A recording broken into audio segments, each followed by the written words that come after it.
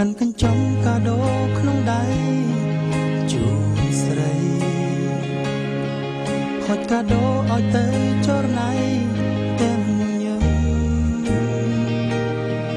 តែអូនមិនព្រមយកធ្វើឲ្យបងអស់សង្ឃឹមញ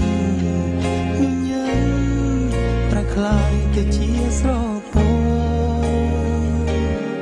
បងធ្វើកាដូអនុស្សាវរីយ៍ជូនស្រីគ្មានបំណងចង់បដូរយកអ្វីពីអូនព្រោះបងគិតថាវាស័ក្តិសមសម្រាប់ពើមានស្មូតែអូនបែបប្រកែកមិនទទួល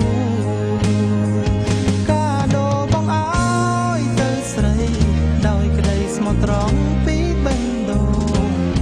អូនមិនទទួលហើយបែរខ្នងធ្វើប្រងើយមិនព្រមទទួលគ្រោះអ្វីសូមស្រីមេត្តាប្រាំចំឡាយឬមួយនាងគិតថាគ្មានតម្លៃ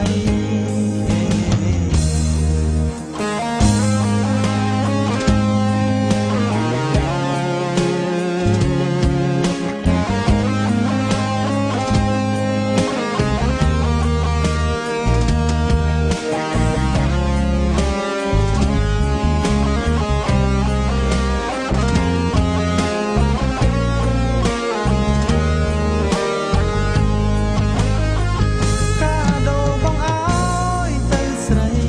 ដោយក្តីស្មោះត្រង់ពីបេះដូងអូនមិនទទួលហើយបែរខ្នងធ្វើប្រងើយអូនមិនព្រមទទួលគ្រោះអ្វី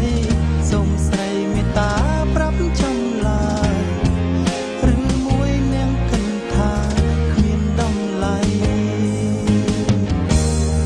សម្បជិតបាននាងទទួលយកកាដូ